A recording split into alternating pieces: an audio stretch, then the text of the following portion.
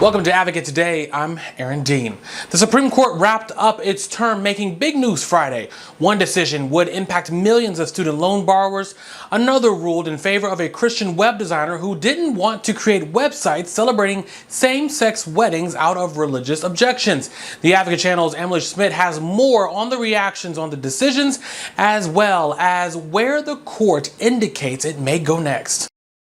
While justices were all smiles in their most recent class photo, the court split along ideological lines in the term's final week. Can I just say God bless the Supreme Court? Friday, a 6-3 ruling blocked President Biden's student loan forgiveness program. The court's decision to strike down my student debt relief program was a mistake, was wrong.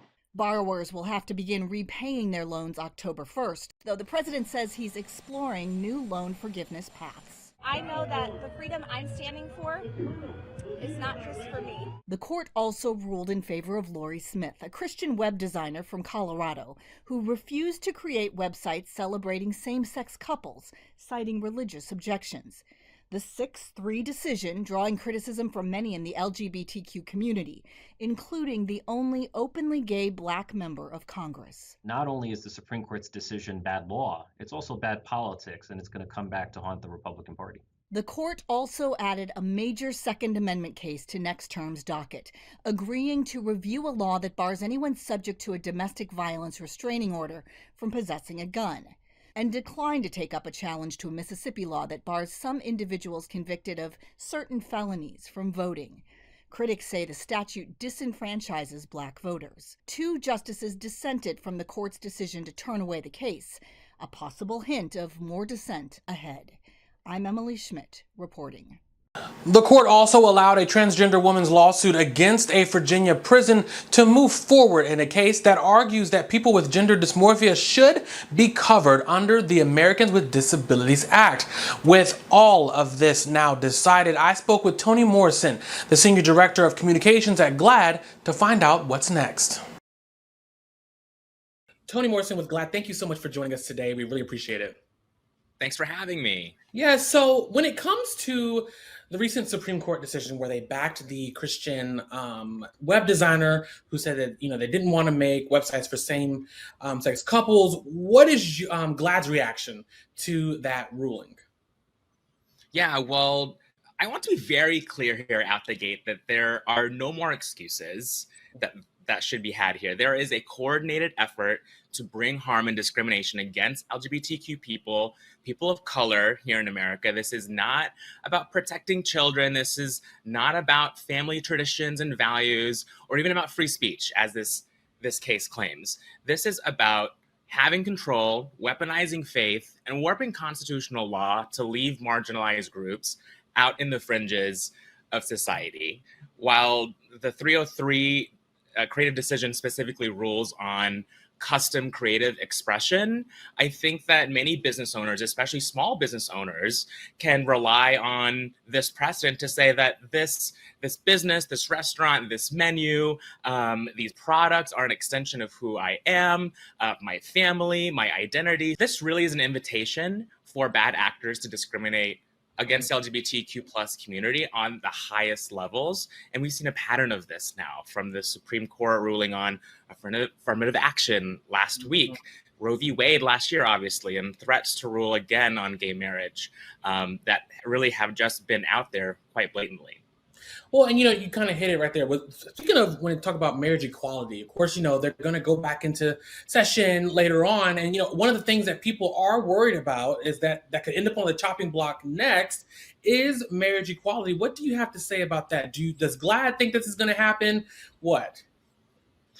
I think that our wildest dreams and imaginations and nightmares are really up for reality now. What we've seen happen in the real world, that the cases that the court has ruled on, the rights that the court has rolled back on, nothing is really quite off the table. And I think that, the Supreme Court taking away rights of Americans rather than broadening rights or supplementing rights why is that? Why do we have leaders and courts stripping away rights rather than broadening and adding rights and creating a simpler life for Americans? A court that strips rights away, I don't think was ever part of the court's intent in its creation, and Right. it certainly is not American. You mentioned earlier that there's a clear attack on the liberties of, marginalized communities, but where exactly is all of this energy coming from? Like, what's happening here? Specifically for this case, this case was brought on by the Alliance Defending Freedom. They're very much an anti-LGBT group. They are the group behind. They're really the same hate group that fought against legal marriage equality, abortion, and defended ex-gay conversion therapy practitioners. So this is a very clear agenda of hate. And the most disheartening piece about this is they are not the only group doing this. They're backed by millions, billions of dollars in shadow funds. And it's very disheartening that they're making their way through government up to the highest levels of government to our court system. And I think that really what we have to focus on as a community, as advocates, as people who have queer lived experiences, is to share our stories and experiences and loudly and boldly, and to put the right people in office at all levels, from the school board to boardrooms and corporates. If you're able to represent a workforce, and of course in local, state, and national elections going into 2024, that's going to be a really, really big priority, to put the right people in office who are able to kind of just think through what this all means in the long term. And, does GLAAD already have a plan in place to fight back on these things? Like, how are you all mobilizing? Well, we're mobilizing in terms of we're preparing our 2024 register to vote campaigns. And what we do best is media advocacy. Queer representation, accurate and fair representation across all media. So that's TV, film, journalism, publishing, gaming, and more. What really a lot of this sits on is really, again, being able to share true, authentic, fair representation and experiences. And I think we all have a part in that. We just, in the last few weeks, released our accelerating acceptance numbers, our research that shows that supermajorities of Americans really agree on equality and supporting LGBTQ plus people. So anything outside of that, anything anti-LGBT goes against supermajorities of public opinion.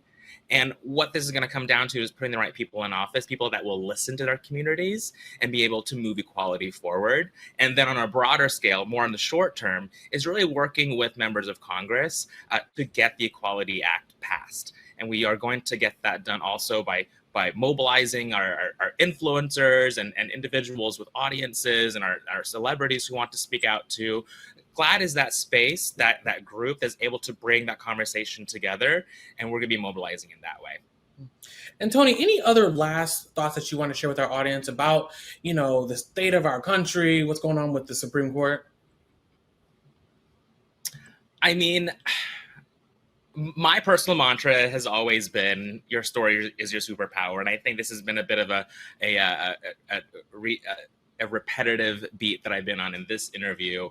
But along with our accelerating acceptance numbers that shows that supermajorities of Americans believe and trust in equality in our society, is really the fact that also embedded in that number, despite supermajorities of support for our community on a broad level, once you start breaking down those numbers, only 50%, half of Americans say they're familiar with non-binary and transgender people. Only 30% of Americans personally know a transgender person. So we have a lot of work within our community and within the media landscape to broaden these stories and to really share our stories on a level that people can understand the community. And that's where changing hearts and minds is going to really rely on, just as we've done for marriage equality and other rights that we've fought for across the community.